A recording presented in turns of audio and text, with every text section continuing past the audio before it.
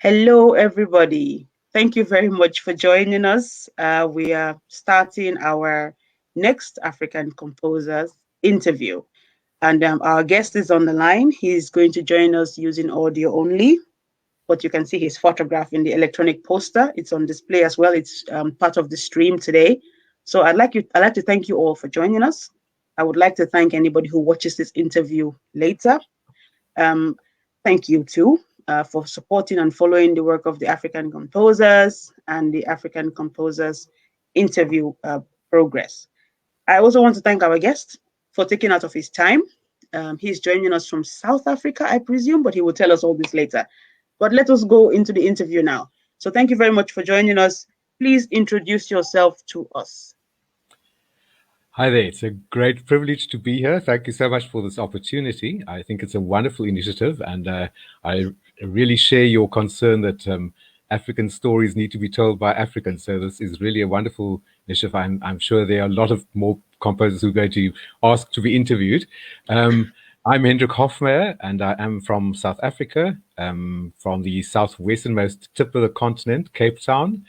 Some of you might be familiar with that famous mountain that looks over the city and is almost like a portal into Africa, called Table Mountain. I was born here, grew up here, went to university, the University of Cape Town here, where I studied music. I specialized firstly in piano and in musicology, and then when I'd finished my studies, I was due to be called up for military service. This was still under the apartheid government, so I did not want to do that and chose to go overseas rather than go into the military. So I spent 10 years in Italy in self-imposed exile.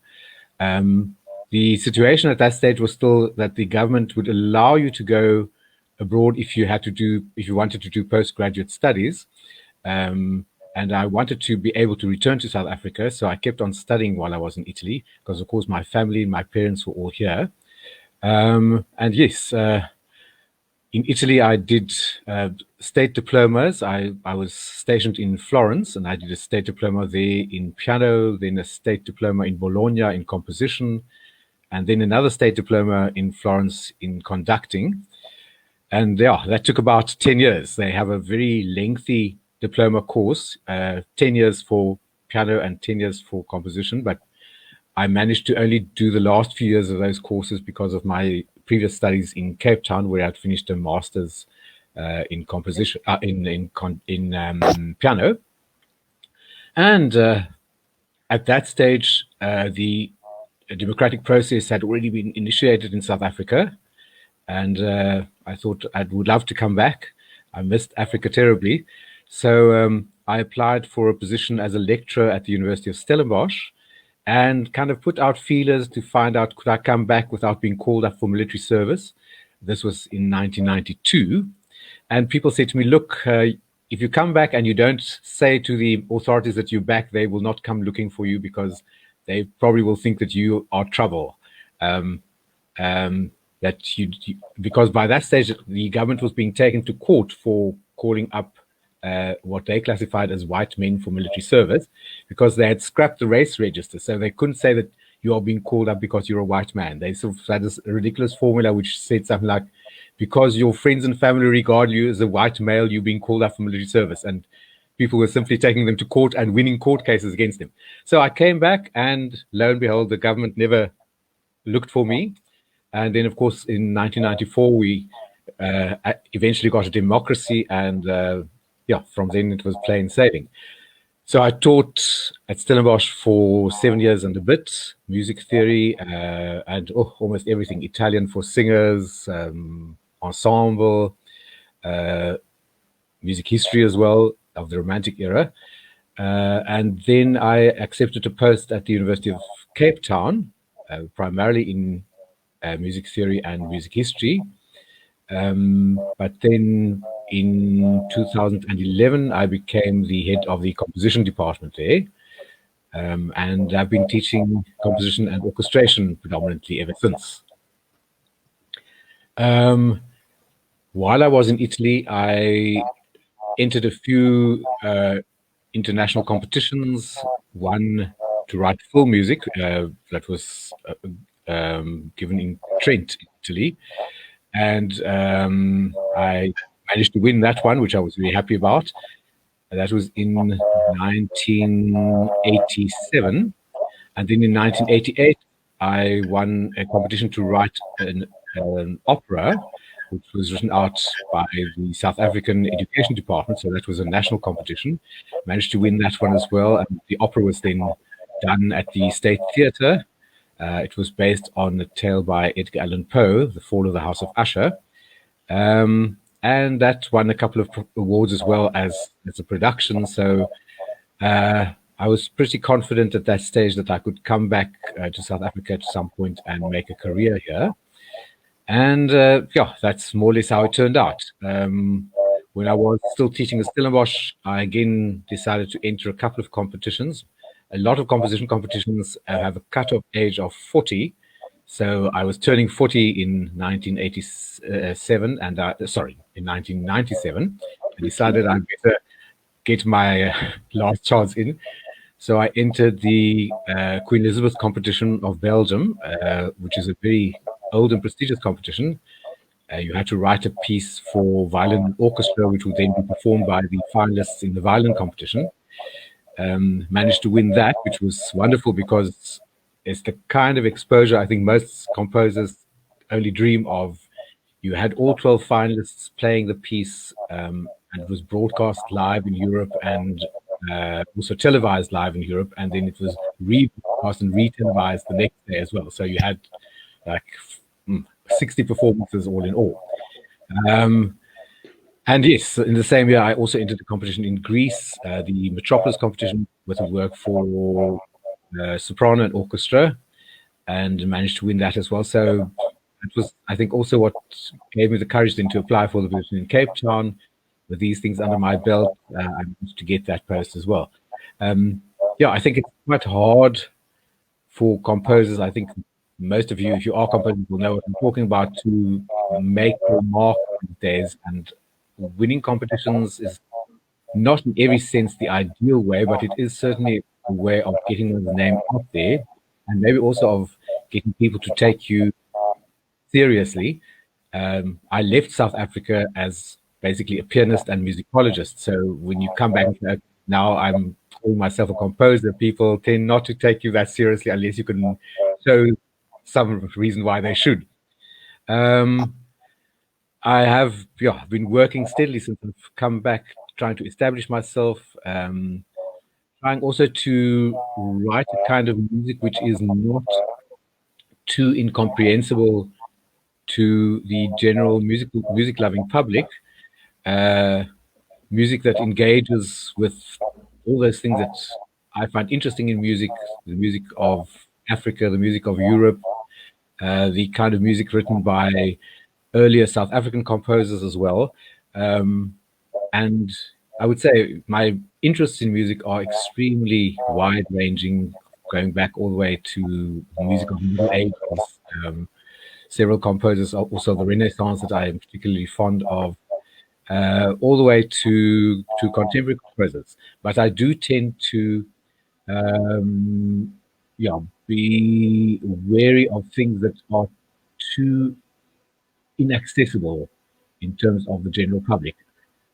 I think it's good for one to take cognizance of what people find comprehensible. And while I don't believe in writing down at the public, writing things because you think they will be incapable of understanding anything more than that, I think it's great if one can strike a balance between what is understandable to many people, but also something which perhaps will be appreciated by specialists in the field, by fellow composers, by fellow musicians. And yes, it's quite a mission to find that balance. I think one will always be accused by some people of writing music that is too popular, too accessible, and by others of writing music that is too complicated. But to find that balance, I think, is, in my view, the duty of every composer. And I think that's about as much as I can tell you about myself. Wow, thank you very much for that extensive introduction. Yes, you do have quite varied background as a composer and a vast background, a vast collection of works of different types. Um, let us talk about your earlier days as a composer. Did you say you left South Africa already as somebody who was involved in music?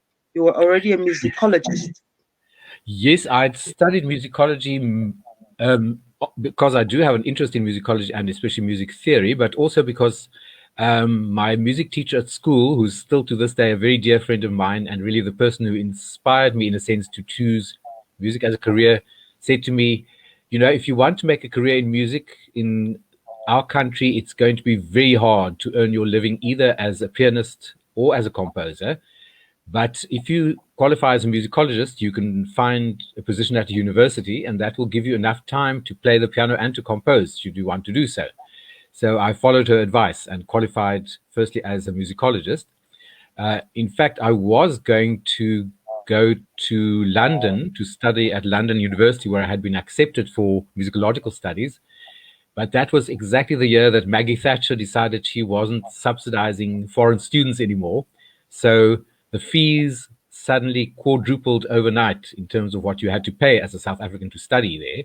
And of course, our bursaries were completely not geared to that. So that fell through, and I decided to go to Florence instead, where there was a lady pianist teaching, Maria Tipo, who I have a great admiration for. So I went over there to study with her. Unfortunately, she in that very year also gave up teaching at the Conservatorio. So I ended up studying with her husband, who was in fact one of her pupils as well. And yes, that's how I ended up in Florence and how I did my diploma in piano. So musicology has in a way become, not a primary interest for me. I think composition is definitely my main interest, and I love playing the piano as well. And my musicological interests are mainly in the field of music theory. I love looking at music and finding out how it works, but I suppose that goes for almost any composer anyway. Okay. So there are quite a number of topics that have been raised as part of your introduction. It's really good to have this chance to speak to you and for our audience to listen and to be introduced to you. For those who are not aware of you, you're quite a well-known composer. In fact, let me see. I think somebody described you again. Just somebody online, by the way. If I can pull up the quote from the person, they said you are one of South Africa's most celebrated composers. Now, well, that's very kind of them. yes, what do you think of? What is your opinion of these types of accolades or these types of, I guess, these kinds of recognitions around Africa and African composers? And I will give you a little bit of background to why I'm asking that question. There's this whole thing about opportunities. There are those who have more opportunities than others. There are those who can afford certain things and that others cannot afford. You've talked about your difficulties and challenges that you faced. We also are aware, in fact, if you step out of Africa, you probably become more aware of this. There are different accolades that are given to the available Africans. I have experienced this. I have seen this rather than experienced it. If you have a well-known author that is famous outside of Africa, that person gets an accolade. There might be a well-known author within Africa, potentially even better than the well-known one who is outside of Africa. But because they don't have the same opportunities, the same chances, the accolade goes to the available. I call them the conveniently available. I'm not going to play down on any credit that you've received because your works, you've composed quite a lot and you are very, very well performed and you're experienced, qualified, and everything else behind that. But what do you think about these types of accolades? Well, I agree with you 100%. I think it's extremely difficult to be a composer in Africa and to make a name for yourself outside Africa. If you happen to be an African composer in, let's say, the United Kingdom or London, your chances are far, far better. It's not necessarily dependent on the quality of your work, but as you say, the fact that you are conveniently there and conveniently enmeshed in the kind of network of people that bring opportunities. The publishers, the people who put out CDs, are all there. South Africa, for example, has no publishing industry for serious music or classical music, whatever you want to call it, and also no CD producing industry. So it really is almost impossible to make a name for yourself by that kind of dissemination of your work, which I think happens much more easily if you are in Europe or America, say. Um, of course, I think also there's also a lot more competition there, but I think if you are there and you've made a name for yourself and people like what you do, it certainly seems more possible to take it beyond that point. Here in Okay. Africa, unfortunately, one seems to hit a kind of glass ceiling where it's very difficult to go beyond that unless you can get someone who is not in Africa to be interested in what you're doing and to publish you and to disseminate your music around the world. It's a great pity, but that seems to be where we are. Okay. You went into self-imposed exile in Italy. Do you think if you had perhaps been born or you had grown up in a different time, you would have succeeded easier within South Africa and you would not have needed to leave?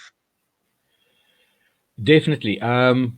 Look, I think the fact of having left for 10 years and having mainly studied composition in Italy meant that I had no kind of infrastructure of people that knew me and knew my work in South Africa to promote my work or to say, okay, we'll give you a chance. As I've looked at the world since, it's very important who you study with and what their connections might be and so forth. I didn't have any of that. When I came back, I was really an unknown quantity and I had to really work hard to get those opportunities. And I think it would have been much easier for me, maybe, to have been born in South Africa at a later stage, or maybe in a different country where there is more infrastructure.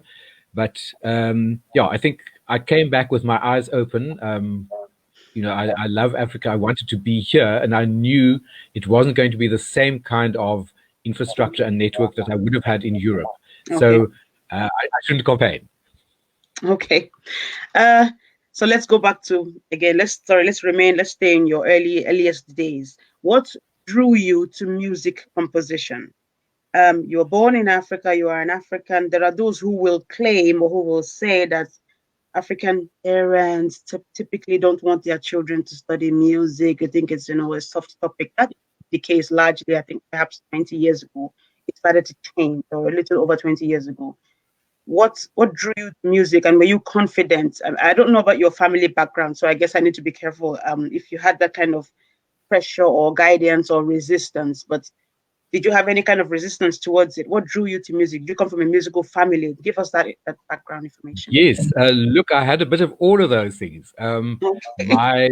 My my mother was a great lover of classical music. She had a big collection of LPs still in those days, and she played the piano herself. So from a very early age, I was nagging her to be able to play the piano. She would, she'd put us to bed quite early at night so she could listen to her music or play a piano and so on. So I kind of was used to listening to music as I went to sleep. And as soon as I didn't have to go to sleep so early, I would lie on the carpet while she was listening and listen with her. So yeah, it's interesting because we were four kids, but I was the only one who kind of got bitten by this bug. And she was, in fact, fairly resistant. She said, look, I'm not going to let you start piano lessons till the age of 7 because I want you to be sure that you've made up your mind that's what you want.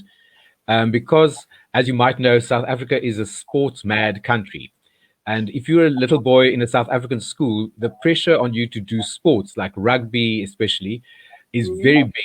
And many boys who start music, by the time they get to 10 or 12, there's so much peer pressure for them to rather do rugby and sport that they give it up. So my mom said, you have to promise me if you start piano lessons that you will go all the way through to matric with piano, which is kind of grade 12 of the school. So yeah, she made me make that promise, and I'm very grateful that she did because there was a lot of pressure on me to stop. And despite my love of music, I might have stopped if it hadn't been for that promise. But I kept it up, and then, as I said, I met this wonderful teacher who said, well, my parents themselves didn't really think that music was a great career option simply because earning opportunities in classical music, especially, Mm, are very, very limited. But she mm, said to me this thing of, why don't you qualify as a musicologist, get a university job, and that will give you enough time to do those other things as well. mm. My parents still tried to discourage me when I'd finished school. My school principal was very keen that I should go into mathematics. So he spoke to my parents and said, you must try and convince Hendrik to go into mathematics rather than music. What's he going to do with music? So they kind of listened to him, and then they spoke to me and said, this is what your school principal says. And he's a wise man. He knows what he's saying. But I said to them, look, I only have one life, and I don't want to spend that life doing anything other than music. So they Such were a quite young age, you could say that. well, they were fortunate. Maybe because my mother is so passionate about music, they kind of accepted that and understood it. And yeah, I'm grateful to them for not putting extra pressure on me after that. Okay. Well, congratulations on your many composition competition successes. But let's stay still with your earliest days. Tell us about your very first composition. I've spoken to some composers who, when I ask that question, oh, they flinch and they react in embarrassment, talk about their first work as being something that they rather forget. Tell us about your first composition. Well, actually, I was a bit of a late starter, and I think principally because my mum was quite strict about she said, okay, when you play the piano, you've got to practice because you've got only so many hours a day to do it, and I don't want you messing around. So I would have really loved to be able to just sit at the piano and improvise and discover things, but I didn't really have that opportunity until I got to about the age of 13, when writing pieces became part of the kind of school curriculum. So then I could say to my mum, well, I actually have to sit and mess around because it's part of my task for tomorrow. So Okay. that's when I started writing. And yes, I would say my first pieces are probably very embarrassing if I had to look at them now. What was the very first one? Do you remember? The very first one was, I think I was 13 years old, and the teacher had then said to me, well, we were looking at musical form, and he introduced me to the rondo form, and he said, okay, why don't you write a rondo? So I went home and write a rondo, which, in my ignorance, I suppose, turned out to be more of a waltz. But there's, of course, no reason why a waltz can't be in rondo form. But the teacher was not impressed at all. He said, this is not Oh, a rondo, this is a waltz. So he was a little bit off-putting. I didn't venture into composition again for a while after that. oh no. Oh gosh. So wow, those you meet early on in your career, on your journey, their opinions about your work actually is very, very important, clearly. But Absolutely. has it been performed? Do you have a copy? I'm sure it's a collectible now.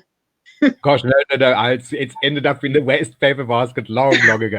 No, Oh, goodness. it was really, it was my great fortune that 2 years after that, the music teacher at the school actually changed. And this lady I spoke about earlier, Sari Jacobs, became my music teacher. And she's kind of become my mentor and my lifelong friend. And she was so nurturing and enthusiastic. And, I didn't even at that stage think of being a composer, but we were looking at fugue, and she said, why don't you try and write a fugue? So I wrote a silly little fugue, and she was so sweet about it and said such nice things about it that I think that's when the bug really bit me. Okay. It's a good thing you've mentioned the different styles that you were asked to compose in early on. I've noticed, and you said this earlier, by the way, your interests are quite vast. Your works are quite varied. If anybody listens to your compositions, you immediately notice this person doesn't compose in maybe one or two styles. Is it fair to say that potentially you are a restless composer, or how will you describe yourself?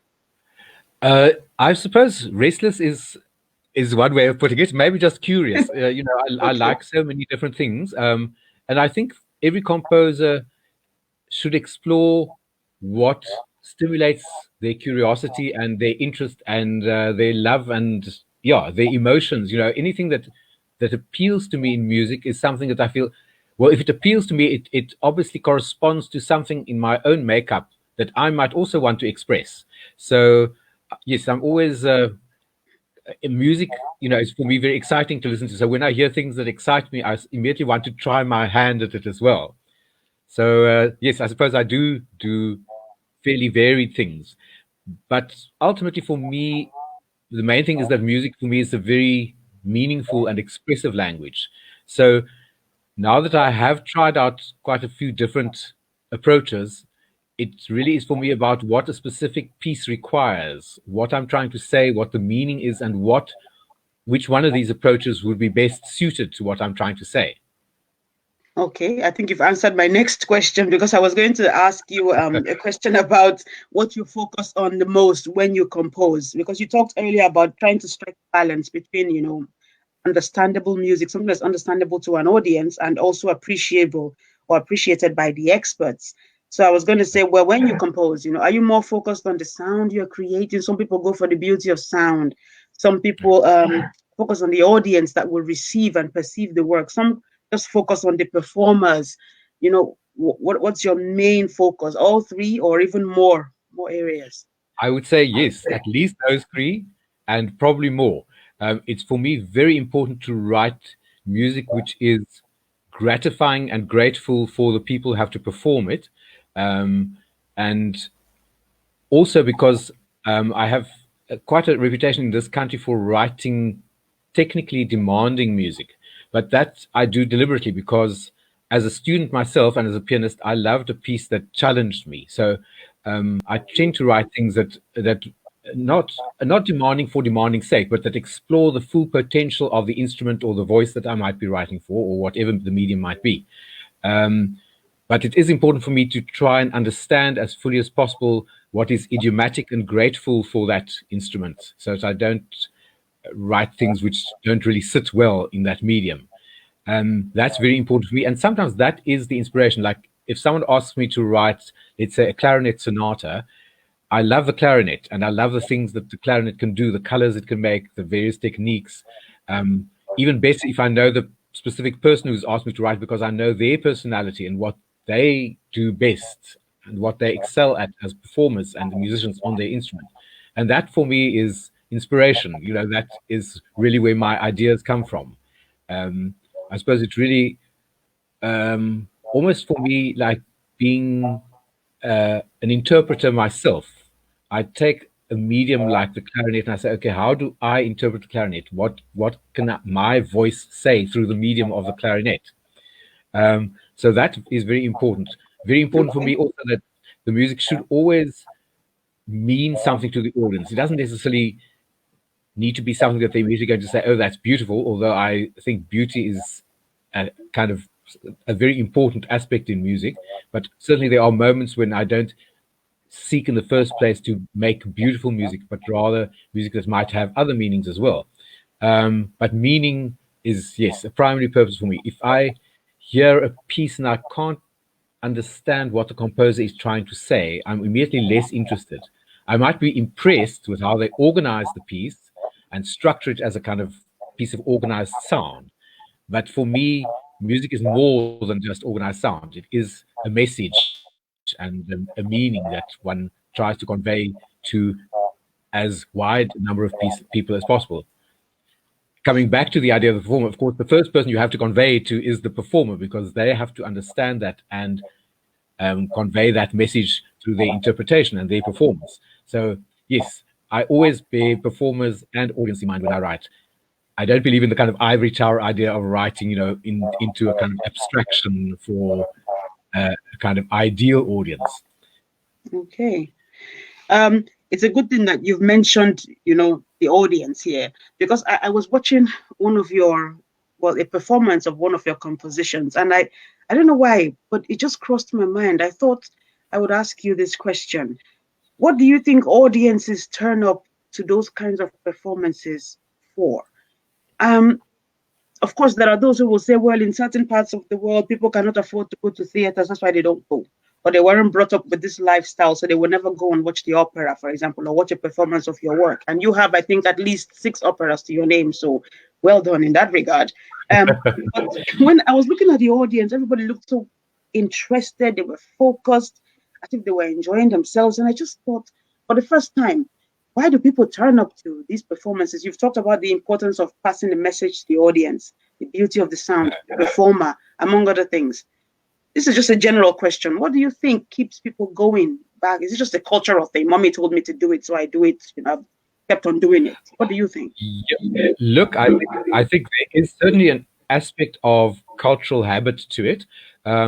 It's something which I find in a way regrettable. I think it's good that some people at a young age maybe are taken by their mothers to concerts, but then one hopes that they will start to love the music for its own sake and will keep going, not because their mother told them to go. And I think really that's what it boils down to. For me, the classical music in the widest sense of the word is an incredibly rich language, which can really speak, I think, to people of completely diverse cultures. We used to call it Western classical music, but I think it's really not that anymore. It really is a worldwide language, and one which is so adaptable and has so many facets that every person can find something that suits them within that vast language, both as a composer and as an audience member. And I think audiences ultimately decide that they like the kind of thing that you say with your music, and that they will therefore be interested to hear what you're going to say next. So they will come to the next concert. That, of course, is something that we all strive for as composers, to kind of get people to really be interested in what we're doing and to like what we're doing and to look out for new works.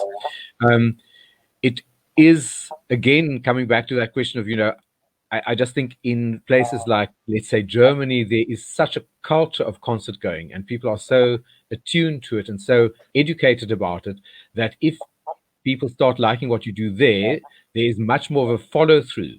In a country like South Africa, the audiences for classical music are very small, and there have been a lot of initiatives to get more people in the country interested in classical music. And I don't know if you know about it, but there's been quite a kind of a bloom of African opera singers from South Africa. Many of them have studied at the University of Cape Town, where I teach, and they are now singing all over the world, and in the biggest opera houses and theaters. Wonderful voices, and people who are really passionate about opera, who maybe grew up in an environment where they were never exposed to this kind of thing. I can give you just one instance. A girl who studied at the College of Music where I teach, her name is Pretty Yende. She went on to win 4 international competitions. She's singing at La Scala, Covent Garden, wherever. But she heard her first piece of classical music when she was already a teenager. There was a British Airways ad, I don't know if it was also maybe in Nigeria, where they sang that beautiful duet from Lakme, the flower duet. Da, ya, da, dum, da, da, dum. That she heard that ad on the radio. That was the first time she ever heard classical music, and she just said, "That is so beautiful. That's what I want to do in my life," and she just went with that. So, that for me is a wonderful story of how something like classical music can also reach people who have not had the luxury and the privilege to be exposed to it at an early age. And I think as a composer also, it's for me so gratifying when someone from, let's say, an impoverished background who came to classical music at a very late stage writes me an email or letter saying, I'm playing this work of yours and I really love it. And it kind of brings a special glow to one's heart to know that you've reached people who had to make such an effort and such a struggle to get to that place, which so many of us just take for granted. As you say, going to concerts for some people is just, part of everyday life. For others, it's very much not so. Okay, thank you. Let's focus on one of your compositions now. It's called Three African Songs. I watched it and I thought, wow, this is interesting. It's a very interesting setup. So many things came to me when I was listening to that work. So many thoughts occurred to me. I thought, first of all, when the contralto, the performer started to sing, so this is a song that I can be found back home singing. Just maybe while I'm washing clothes under a tree somewhere, or lounging and just resting and watching TV. I can actually be found singing this song. But then I thought, and that's not in front of an audience, just on my own. I watched your Right. video, and in the premiere, it was performed with an orchestra. And I thought, well, this is a combination. In you've said this several times about how you have an interest in combining, I guess, different styles or reaching a wider audience, and it's so clear to see in some of your compositions. It's really, really clear. Also, with this particular combination, gave rise to this setup. Sorry, just say that again. What gave rise to this particular setup Oh, where you have um, a song that just sounds like something you will find a child singing on the street, and then well, an orchestra behind it? right, right. Look, these are actually three traditional African songs. Mm-hmm. They were all part of a CD recorded by Miriam Makeba when she was in exile outside South Africa. The CD is called Sangoma, and two of the songs are from South Africa, and the third one is actually from the Congo.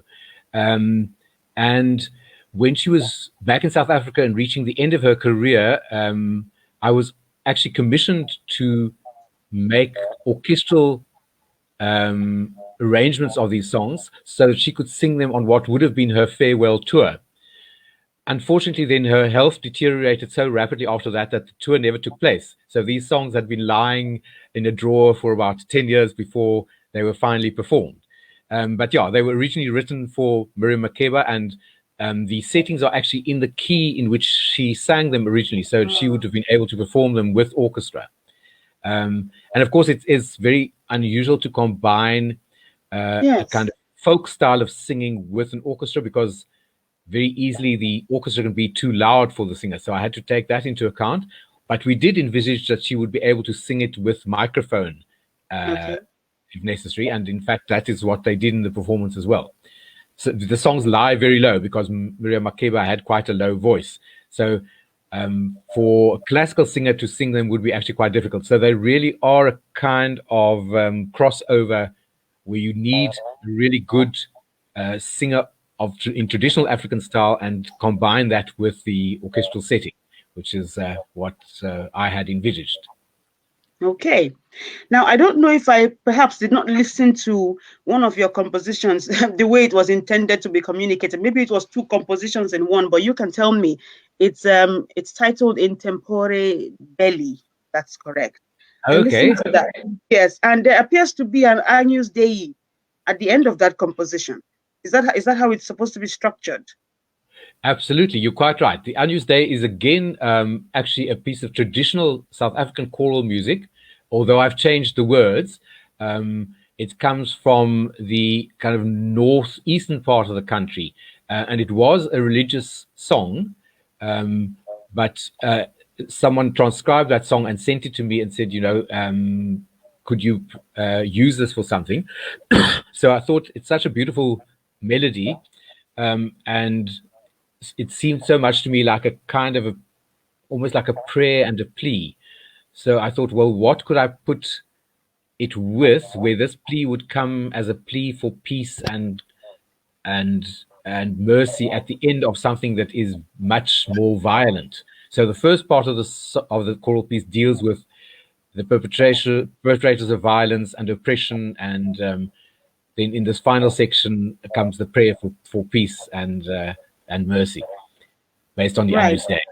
Okay. Well, that when I listened to it, I thought there are people who will not like what he's done here, because there are some may call them traditionalists. I don't like labels, but there are people who will say, well, what's an Agnus Dei doing next to that song?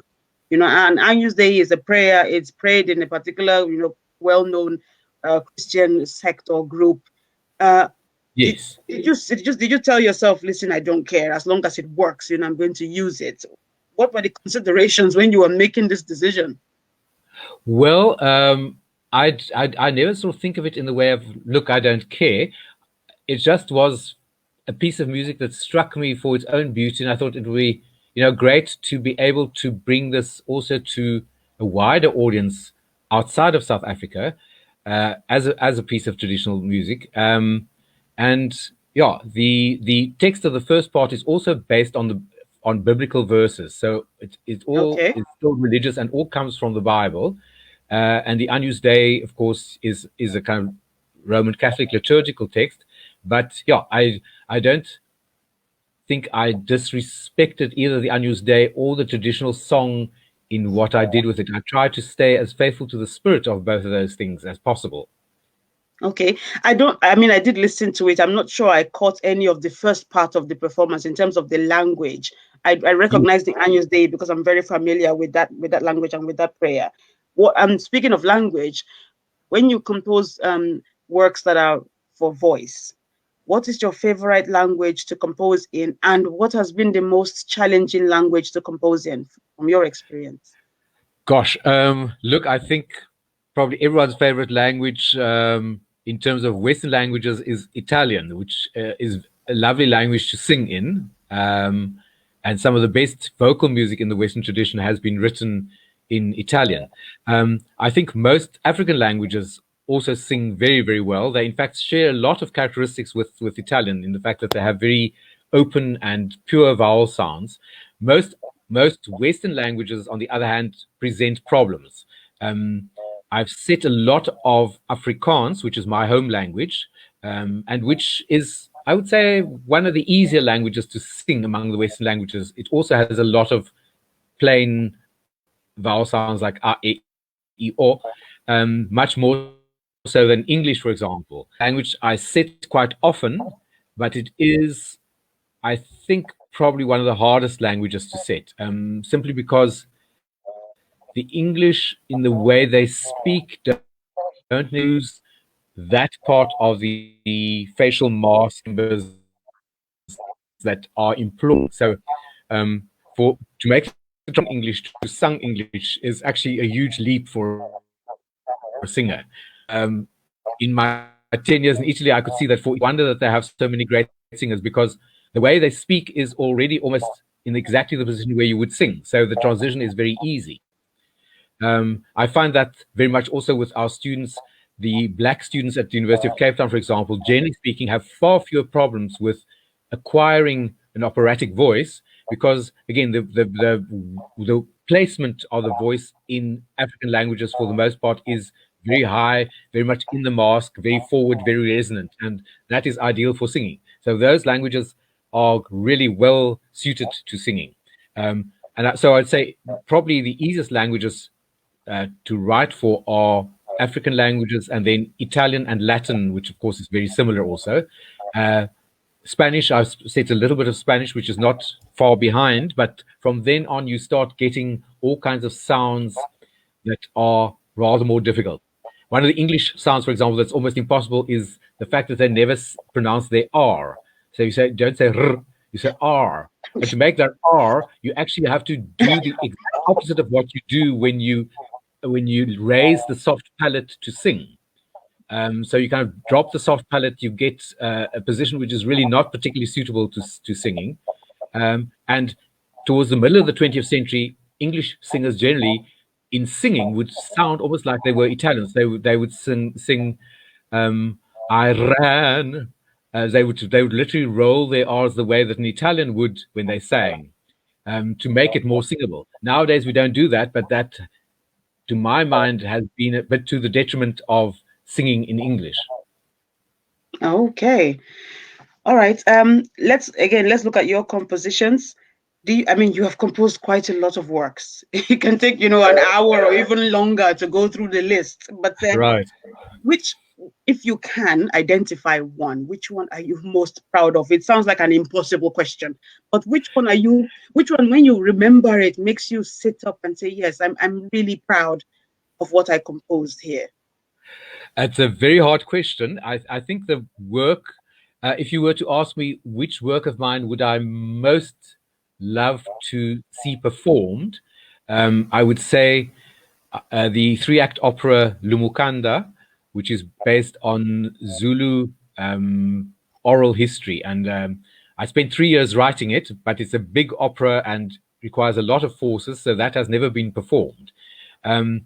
So in a way, I can't really say it's my favorite work because I suppose ultimately, as a composer, you can only really judge the piece once you've heard it performed. Of the works of mine that have been performed, I would probably have to say my flute concerto, which is, of all my concerti, I think probably the most accessible and the most melodious and the one that has been most popular and most performed in South Africa. But I've always had a soft spot for it. Okay. I'm going to something I have not done before in any other interviews. One of the viewers has asked a question. I'm going to put it on the screen. I don't know if you can see the question. I think, yes, is asking, could we hear more about the Partita Africana? Oh, you can see the question. Okay. Yes, I can. Absolutely. Can we hear more about it? The Partita Africana is really, again, a kind of crossover idea to some things that I really enjoy about African music into a Western form, which is the partita, which is a bit like a suite in several movements, usually dance movements. Most people will know that I wrote quite a few partitas for keyboard, for solo violin, and so forth. So I wanted to write something that is based African music principally, not necessarily quoting African music, but using some of the mechanisms that to structure African music. So it is in 4 movements, and the first 2 movements are really, the first movement, a bit like in the traditional Baroque partita, is almost like a slow introduction and then a fugal section. But in this case, again, trying to evoke something of the African landscape that I know, which is mostly just South Africa. You might know that the interior part of South Africa is quite dry and spread out. We call it the Karoo. It's a very open landscape, but there's something very special and quite grandiose about it as well. So I try to capture something of that desolation, if you like, in the first movement. That then goes into a dance movement called umdanso, which is the Zulu word for dancing. And there I use a lot of the kind of additive rhythms that we find in much African music. We have kind of fast alternation between groups of 2s and 3s, scales, pentatonic scales, the Dorian scale, and so forth. But again, with a harmonic vocabulary which tries to integrate something of my Western background and my African background. So you might know that the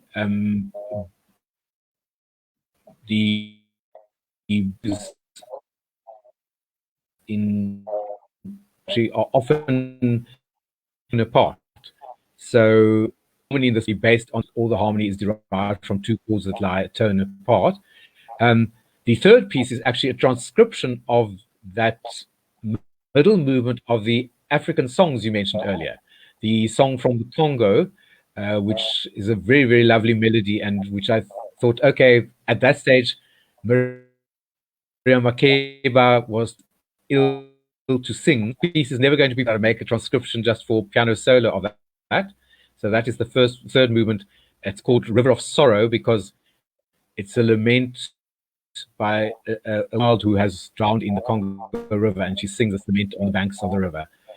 A very, very melody, which I hope I did justice to in my setting. And then the last movement actually originated as a separate piece. I was commissioned to write a work for the UNISA Transnet International Piano Competition, which was at that stage still being held in Pretoria, the capital city. And they wanted a kind of concert etude, a kind of showpiece, technically demanding, interpretatively demanding, that would be a set piece for all the competitors coming from around the world to compete in this competition. So yeah, it's a tricky piece called Kalunga. Kalunga is again god of the unknown, always busy. Is a kind of ocean dance where he keeps this very dark and threatening dance, which also challenges on the pianist. That is the complete set. These 4 movements. Oh, thank you very much. I hope Sonia is happy. I'm definitely satisfied with the response. Thank you. Thanks, Sonia, for the question. You talked about dance and movement, and I've noticed you've written for ballet as well. I know that you have ballet in South Africa, but it's not such a common form or practice across Africa. what's the encouragement behind continuing to Indeed. write for ballet or to write for ballet at all?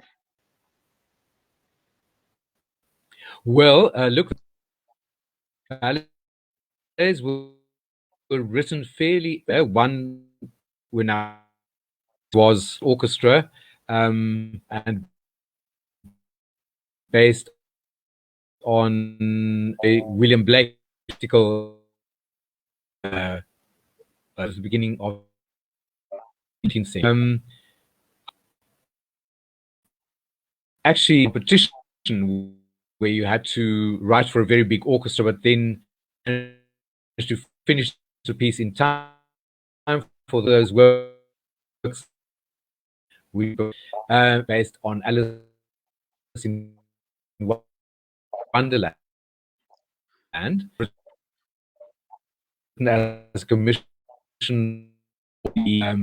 early 90s when things were quite upside down in this country with all the changes happening.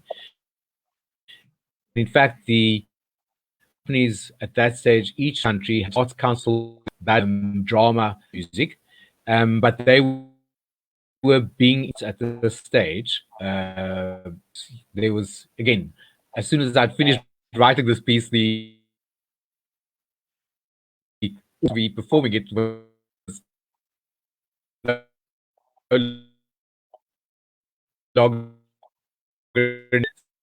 so it's a of some of the movements for the orchestra. I've since used quite a few extracts from that ballet in other works, again because I've sort of have given up hope that the work is ever going to be performed in its original form, unfortunately.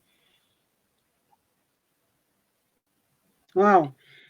It seems you've had quite a few setbacks, in your career as a composer, putting in the effort to write works that do not get performed. But you have had extensive performances, and I suppose most of your works have been performed. Have you ever been Yes, compared? I've been. Sorry? Sorry, no, I have been both fortunate and unfortunate. I've had a lot of performances, but also, I suppose, like many contemporary composers, quite been performed. Mm-hmm.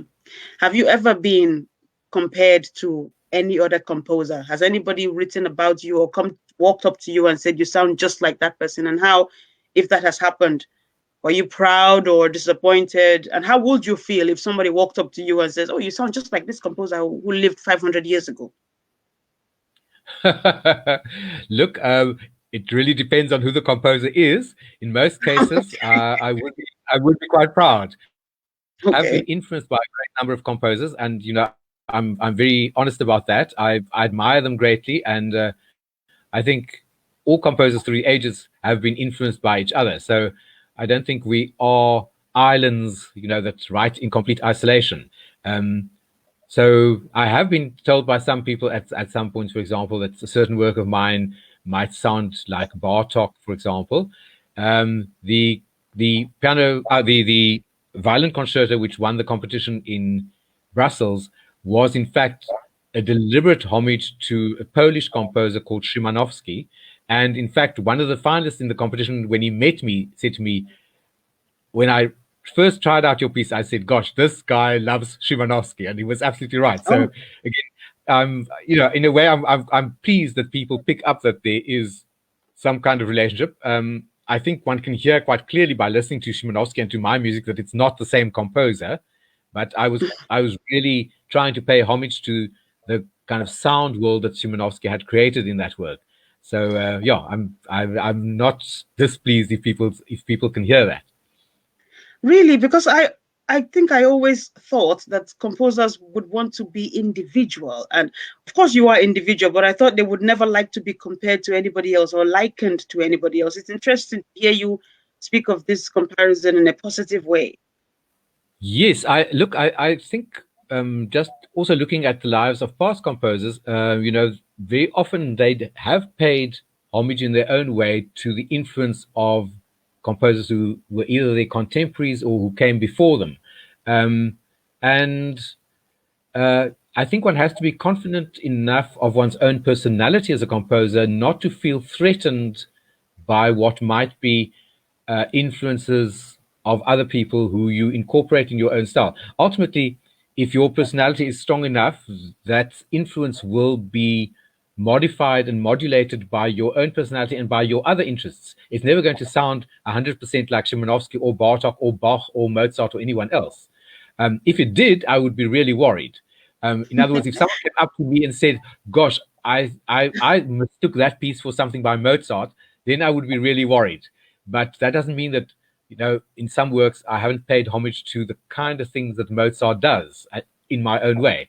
So I suppose for me, composition is always a kind of interacting with the vast heritage and the vast traditions, both in classical and in popular music and in folk music, that came before you and that you are living in.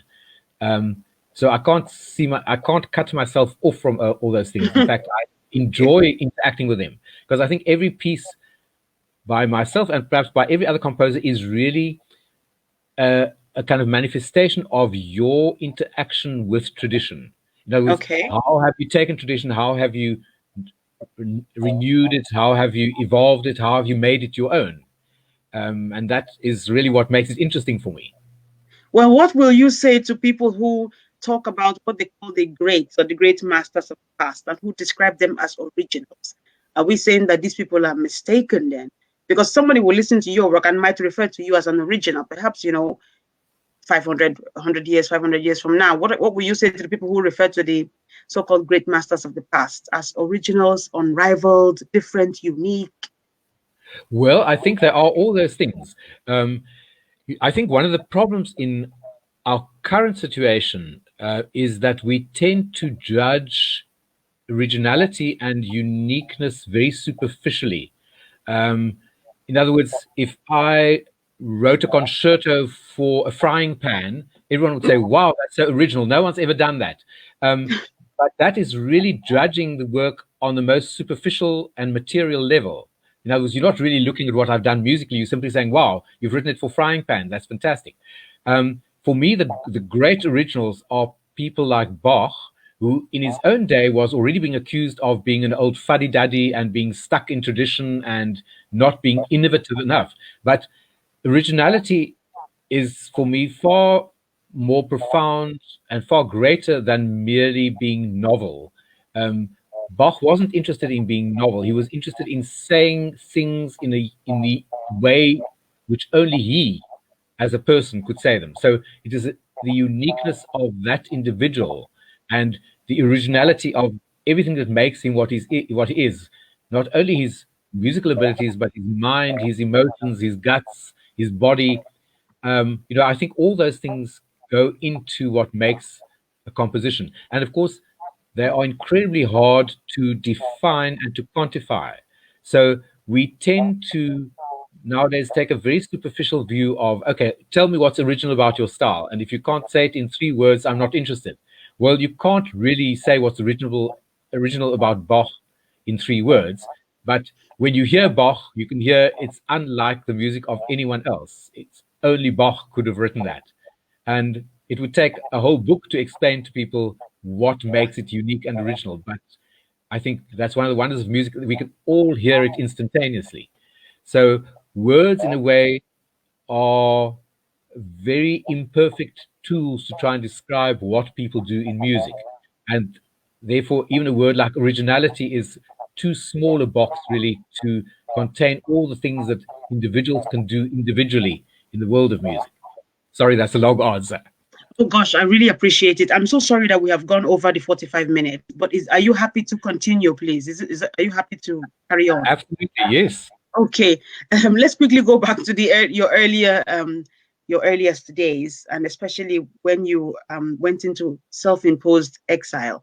You talked now about music and the importance of music, the effect it can have, and how people feel, I guess, when they receive music. We've talked about that throughout the interview. And I'm just wondering, thinking about the fact that you went into exile, have you lost a little bit of your hope from that experience in the power of or the function of music? The fact that somebody can leave an entire continent just to get away from, difficulties and challenges and impositions and interruptions. Do you think that music has any kind of real power. There are people who always talk about the power of music to change the world, power of music to bring people together.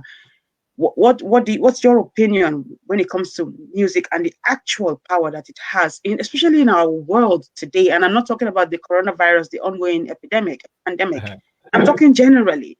We have a lot of political conflicts. There are, wars happening in particular countries. People have challenges with affording healthcare in certain parts of the world, feeding themselves. Where does music come into all of this bleakness and some of the darkness that we see around us, amidst the beauty as well in our world? Look, that is a very difficult question to answer, but I do think that music in my life has meant an incredible amount for me, and I can only wish that it can mean as much for everyone in this world.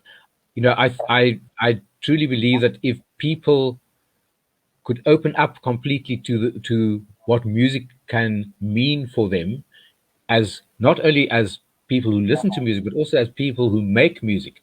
Um, I think it might sound completely naive, but I mean there have been studies done and there have been projects in our country and elsewhere, especially in South America, where they have shown that kids who had an absolutely desperate social situation, actually through music, were given a new life and a new hope and a new goal in their existence, and that the music not only meant a new purpose to their life, but also in many subtle ways develops your brain and your skills and your interhuman skills. Playing in an ensemble is is a way of learning to collaborate with other people without confronting them, without bringing your ego into play. And I think all those things are what all of humankind really needs to learn, that we are placed in this world to, if you like, in a symbolic way, make music together, not to fight each other, not to confront each other, not to be at each other's throats, not to try and be stronger and richer and better than anyone else, but to actually collaborate.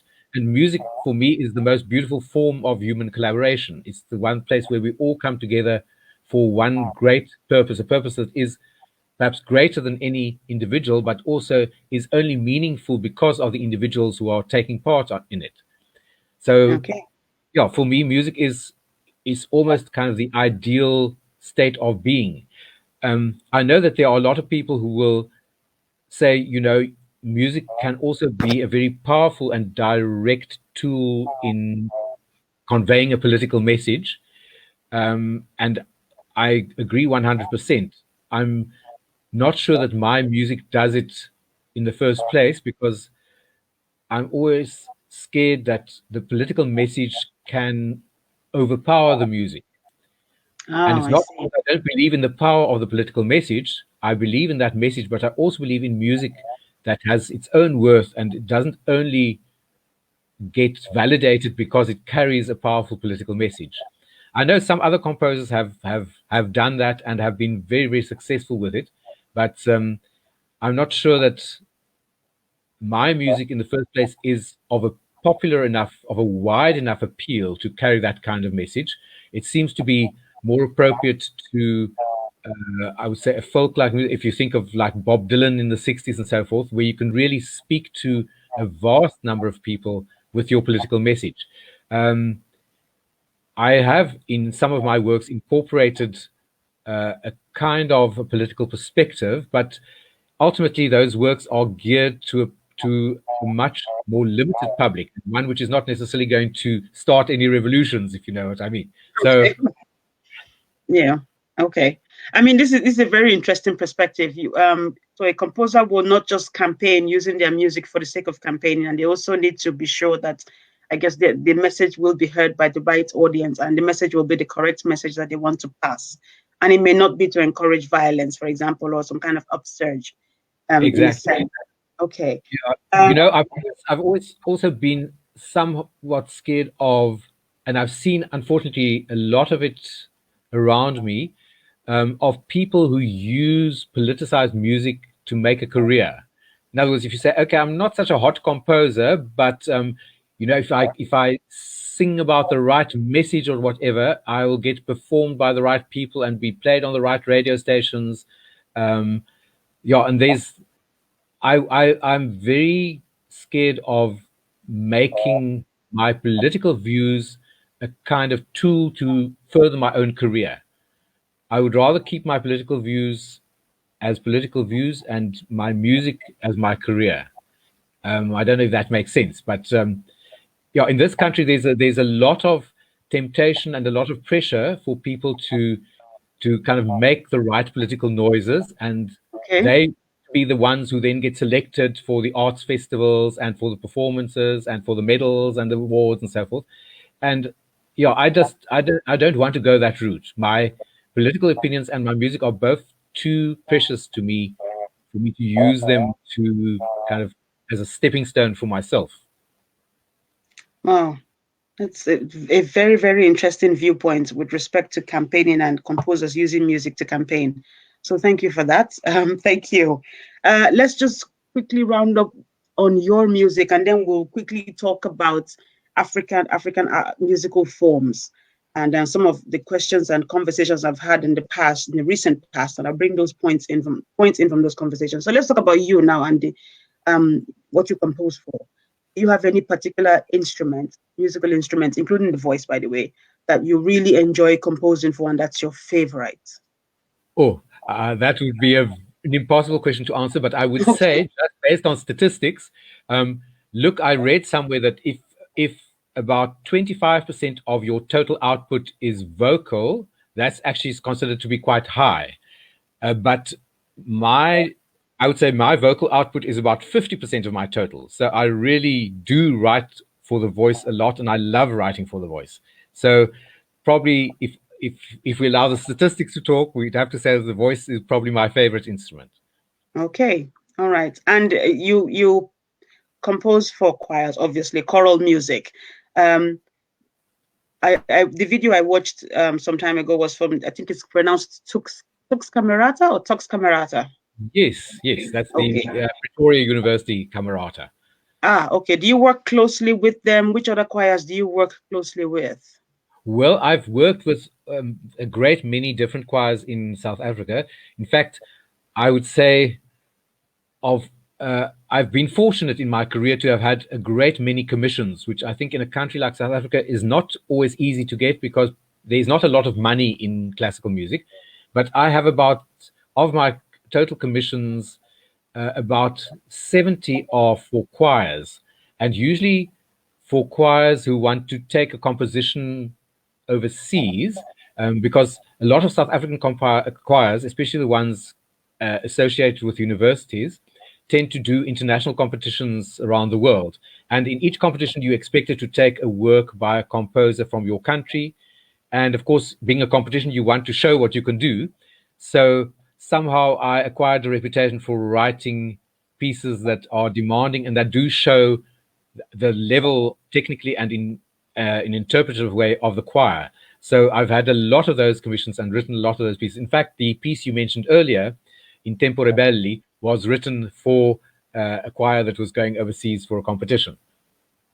Okay. Now let's quickly talk about the African forms and African musical styles. Africans have different traditional songs that they sing, they grew up singing, perhaps they learn from parents, grandparents, uncles, and aunties. Do you think that we are doing enough to export these songs?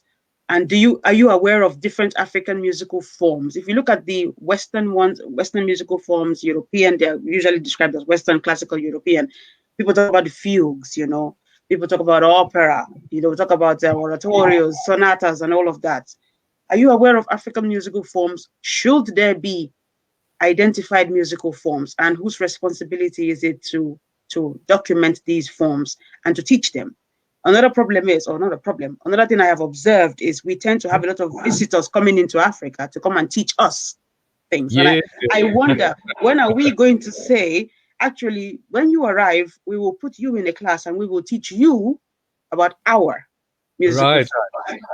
Look, I think it's a very, very valid observation. And I think there's a lot of African music that is not getting the exposure it deserves. both internationally, but I think also nationally, even within the countries where that music is being made, it's not getting enough exposure. I know certainly in our country that is the case.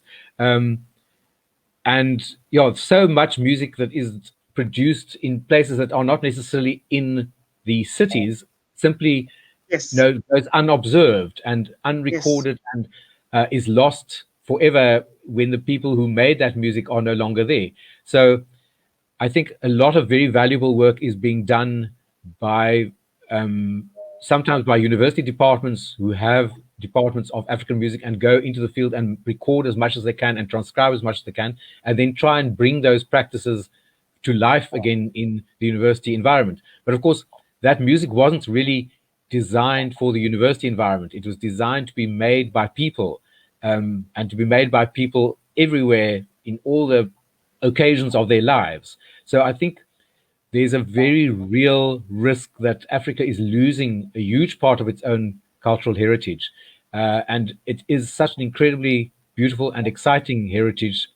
And yeah, I think every effort that can be made to not only make people aware of their own culture and their own music, but also to export it to the world is very, very worthwhile. I think there have been some big successes. A lot Okay. of the South African choirs, for example, that I've worked with, they always in their programs include some traditional African songs, usually from South Africa. And I can tell you that with international audiences, these are absolutely the top of the program. They love them best of all, and they often encore and they have to do them again. I remember going in the year 2000, I think it was, to Vancouver for a UNESCO gala concert in which the Tygerberg Children's Choir from Cape Town was one of four choirs from around the world taking part. And they took a traditional African song as part of their program. And this song really kind of became the hit of the whole festival. All the choirs who were there, and there were like 100 choirs in total, they had to learn the song. And at the final concert, that was the one song that all the choirs of the world sang together. So Congratulations. no, I think that's wonderful, and that is really, I think, a lot of that happens in the choir environment, because choirs are very open to new music and to traditional music and to sharing and to learning other people's culture.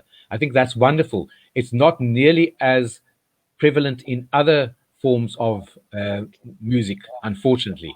But I would certainly not consider myself an expert at all on African music, and I would very much love if someone wrote a really great book or treatise or article about the various forms. In South Africa, I mean, most of the music that I've been exposed to has been of the kind of strophic kind, where you have a certain length of an idea and then it's repeated with different elaborations, sometimes with new voices entering. And I've used that form in a great many of my own works that pay homage to African music. But I'm sure there are other and very exciting things happening that I know nothing about. So yeah, it's a question of getting the information out there and getting the music out there so that people can be exposed to it. Yes, and it sounds as if it's, potentially going to become an urgent problem. Sometimes you go online, you see a recording, somebody says this was recorded in Africa 70 years ago, 100 years ago, early music from Algeria, Egypt, and you can't tell if that's fact. So it Yes, sounds yes. as if it's the responsibility of all of us to go around with phones and cameras and try to, record these sounds and keep them and store them. Yes, and I think it's never, in a way, it's never been easier because everyone now has a cell phone. All you have to do is press the button when you attend one of these wonderful performances and just make a document of it. I mean, that, of course, in itself is not that uncomplicated because we come into problems of copyright and you've now recorded this, but is it yours? I mean, it doesn't really belong to you. It belongs to the people who made the music. And how Yes, do we reward them for that? And, it's a very complex issue. But yes. it's certainly undoubtedly true that we need all to do as much as we can to make the world aware of this wonderful, rich heritage. Okay. We're about to round up. I just want to quickly touch on a topic that I like to ask. I usually like to ask our guest composers. It's around the topic of support for other African composers. You've taken part in many composition competitions. You've you've obtained commissions that you've applied for or been offered to you. I don't know how they've come about, but well done and congratulations. And I was wondering what you have done over time or what you have in mind for other African composers with respect to support competitions, commissions, now that people are in lockdown across the world, perhaps online, I don't know, workshops, or you can say, can you compose something short and I will give it to a well-known performer to perform during the lockdown period? What are the different things that you've done over the years? Look, I think the workshops are a wonderful thing, but it's composition. If you're going to workshop with people, it's very, very difficult to do over a distance. It's one of those things where you just need to be together and be with the performer and the composer so that they can actually see how their music is translated into sound and how it works on the body of the performer. So I'm all for workshops. I think they're a wonderful means of mentoring people and of spreading the information. Competitions are a great way of promoting your music without there being any interference in terms of whatever your nationality or gender or creed might be. Most competitions are judged anonymously, and that's a wonderful thing because we live in a world where, there are unfortunately always people who will know more important people than you know. So, if you just want to, in other words, if you want to go get ahead on merit, then competitions are a great way of doing that. At the University of Cape Town, we've got, in fact, apart from the composition department or section in the music department, we've got several composition competitions for the students where they can, we, for example, have an art song competition where they write on an African text for voice and piano. They can write in any style they choose. And then we select a winner, and there's a concert of the finalists and so forth. We have a competition for an orchestral composition and so forth. So we try to create opportunities within the department. And I think nationally there are quite a few competitions as well. But again, I think Africa as a continent could really do with, I think, more competitions of the kind where anyone can enter and apply and where you get the kind of exposure which an international competition brings. So there's a chance that we might be hearing of a Hendrik Hofmeyr competition soon. Well, who knows? If I could find the spot, I must confess, I'm very bad at organizing things. So, organizing sponsors and that kind of thing. I can't even organize myself, but if I can find someone who's willing to do the organizational part, I will certainly be very happy to do the mentoring and, be an advisor as to how the competition could work and how it could be run. But that's a wonderful idea. Okay. There are quite a number of African composers. If you visit the African Composers Facebook page or the internet generally, we'll find them. And I think they will appreciate any kind of networking, mentoring, support, commission, competition opportunity to network that anybody can offer, anybody, who is within this space. So, I guess if it comes about, then we'll keep our eyes open. Please feel free to let us know any ideas that you have on anything you want to work on. I truly, truly appreciate this. Did not expect this interview at all. I would say maybe last week I didn't know this was going to happen. It's been quite an opportunity to speak to you. Thank you so much for agreeing to do the interview, taking out of your time to have this conversation with us. It was a great privilege for me.